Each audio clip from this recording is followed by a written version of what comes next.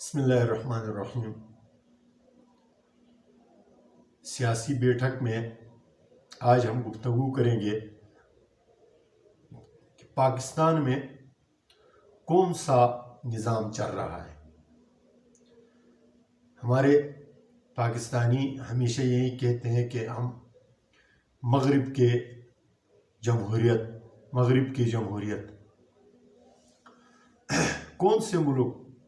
کون سا ملک ہے مغرب میں جس کی جمہوریت اور ہماری جمہوریت ایک طرح کی ہے۔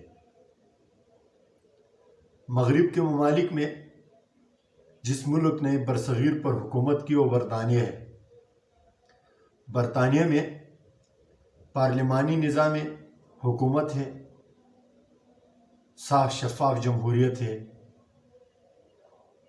اسی طرح کا پاکستان کا یہ جو سسٹم ہے اس طرح بالکل نہیں ہے۔ امریکہ کا سسٹم بالکل الگ تھلگ ہے، وہاں صدارتی نظام ہے۔ فرانس کا صدارتی نظام ہے، یورپ کے بہت سارے ممالک میں صدارتی نظام ہے، رشیا میں صدارتی نظام ہے۔ کون سا ملک ہے جس میں پارلیمانی نظام بھی ہو اور صدارتی نظام بھی ہو؟ اختیارات کچھ پارلیمان کے پاس ہو، کچھ صدر کے پاس ہو، ایسا نہیں ہے۔ تو یہ مغربی جمہوریت نہیں ہے۔ طرز انتخاب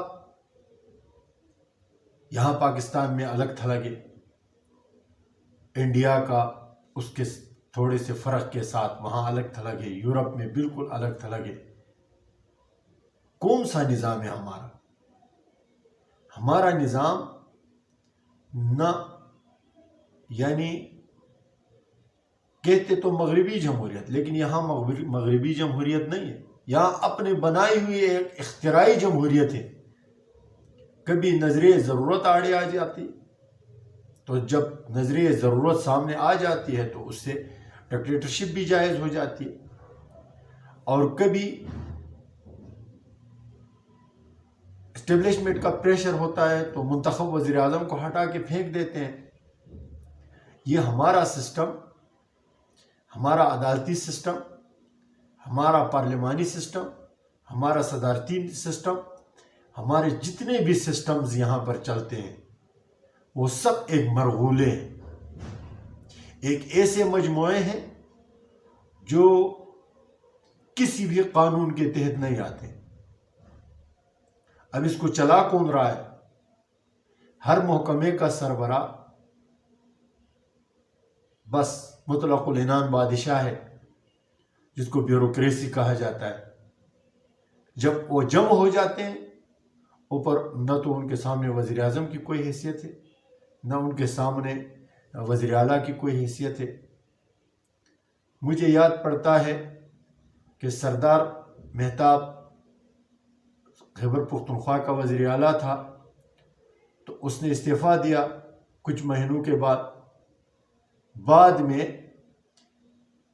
پتہ چلا کہ وہ چونکہ ہزارے کا ہے اور خیبر پختونخوا کی جو بیوروکریسی ہے وہ سب چونکہ پشتون آبادی سے تعلق رکھتی ہے، تو وہ وزیر اعلیٰ کا جو اختیارات ہے اور جو کام ہے وہ مکمل طور پر نہیں کر سکتا تھا، اس لیے اس نے استعفیٰ دے دیا۔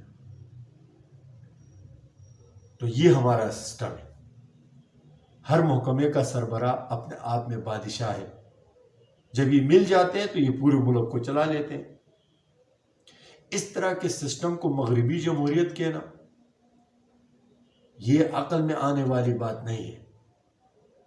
اب ہمارا سسٹم ہے کیا، اس پر ہم تفصیل سے گفتگو کریں گے، اور ایک ایک محکمے کو لے کر ہم اس پر گفتگو کریں گے کہ ہمارا پولیس سسٹم کیا ہے، ہمارا فوجی سسٹم کیا ہے، ہمارا عدالتی سسٹم کیا ہے، ہمارا جو یعنی جتنے بھی محکمے ہیں، ہر ایک محکمے کو ہم لے کر اس کے سسٹم کے بارے میں بتائیں گے، اور پھر ہمارا سینٹ کیا کرتا ہے، ہمارے اسلامی نظریاتی کونسل کیا کرتی ہے، ہمارے سپریم کورٹ کے کیا اختیارات ہیں، ہمارے ہائی کورٹس کے کیا اختیارات ہیں، ڈویژنل کورٹ کے کیا اختیارات ہیں، یہ ہم انشاءاللہ تفصیل کے ساتھ ایک ایک کر کے بتائیں گے۔